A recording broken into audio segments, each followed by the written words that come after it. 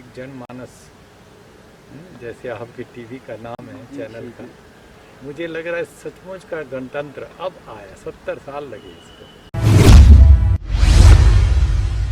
स्वामी अग्निवेश कौन है? मेरा जैसे भी जन्म हुआ तो मेरे हाथ में नहीं था। मैं इसी को अग्निवेश की आग समझता हूँ। 18 पुराणों में, गीता में, रामायण, महाभारत, कहीं भी नहीं हिंदू शब्द ही नहीं है। हिंदू शब्द तो आया कहीं विदेशियों के द्वारा। आप भगवा वस्त्र पहनते हैं और इसको हिंदुत्व की बात समझी जाती है। भगवा भी नहीं है, ना केसरिया है, ना ऑरेंज है। Speaking truth to power. Swami Agnivesh कौन है? क्योंकि ना तो आपकी कोई जात है, ना कोई धर्म है, ना कोई मजहब है, और आपने आने वाली पीढ़ी को भी कह दिया कि उनको ये अधिकार है कि वो जिस धर्म में जन्मे हैं वो उसको स्वीकारें, या जो भी धर्म उन्हें पसंद आ रहा वो उसको स्वीकारें, या सभी धर्मों को नकार दें। तो क्या फिलॉसफी है, क्या लॉजिक है, क्या कारण है, इसके बारे में बताएं। एक तो मैं ये मानता हूँ कि मेरा जैसे भी जन्म हुआ तो मेरे हाथ में नहीं था।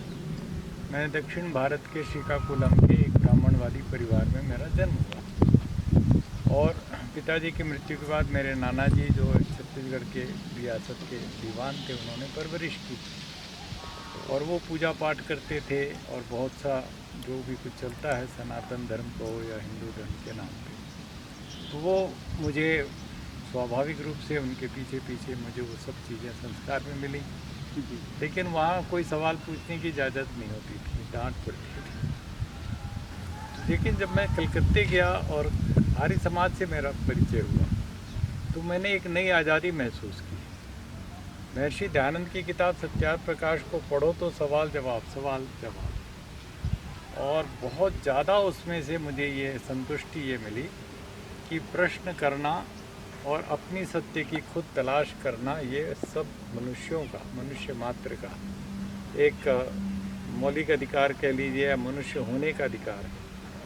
यदि वो ऐसा नहीं कर रहा है तो मनुष्य तो है लेकिन मननशील नहीं है, तर्कशील नहीं है, तो मनुष्यता से वंचित हो रहा है, वो भेड़ बकरी की कोटि में आ रहा है। मैंने सोचा कि मैं अपने आप को पहले जो भी रूढ़िवाद था, धर्म के नाम पर अंधविश्वास था, उससे मुक्त किया, जातिवाद से मुक्त किया, धर्मवाद से मुक्त किया, और धीरे धीरे धीरे जब मैंने संन्यास की दीक्षा ले ली आज से 52 साल पहले एक तरह से, तो मेरे लिए तो अनिवार्य भी हो गया।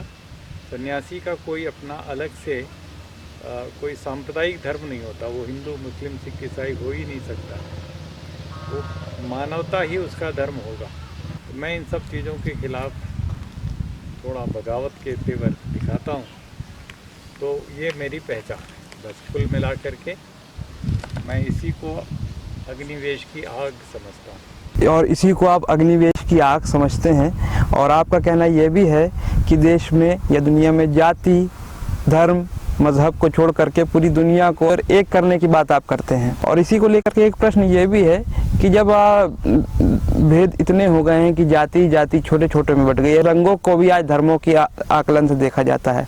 आप भगवा वस्त्र पहनते हैं और इसको हिंदुत्व की बात समझी जाती है, इस पर आपका क्या कहना है? ये बिल्कुल उल्टा है। न लिंगम धर्म कारणम, ये कपड़े, दाढ़ी, चोटी, टोपी, मंदिर, मस्जिद, ये कोई भी धर्म के कारण नहीं बन सकते। धर्म सार्वजनीन है, सार्वकालिक है, सार्वभौमिक है, और यही बात हमारे वेदों में है, सत्यम वद धर्मम चर। सत्य के ऊपर अमल करो वो धर्म हो गया। मनु ने तो और ज़्यादा स्पष्ट कर दिया, 10 लक्षण गिना दिए, धृति, क्षमा, दमो, अस्तेम, शौचम, इंद्रिय निग्रह, धीर विद्या, सत्यम, अक्रोधो, दशकम धर्म लक्षणम।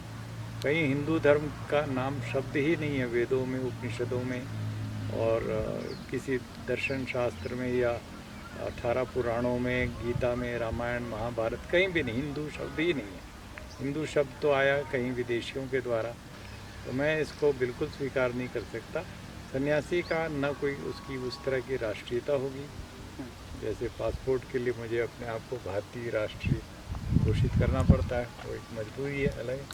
लेकिन मैं खुले दिल से, अपने दिल में, मेरे दिल में पाकिस्तान हो, अफ़गानिस्तान हो, जर्मनी, जापान, दुनिया के लिए एक जैसा, एक जैसी सोच है। अमित जी, आपने कहा जिसके अंदर गुण है वो स्वामी है, जैसे 10 गुणों का जिक्र किया, लेकिन जो भगवा रंग है, क्या है उसका कोई वैज्ञानिक कारण भी होता है इसको वेशभूषा को धारण करने का? इसका क्या उद्देश्य होता है? पता लगाया था कि ये भगवा भी नहीं है, ना केसरिया है, ना ऑरेंज है, यह है आग का रंग, आग की लपटों का रंग, कलर ऑफ फायर और फ्लेम।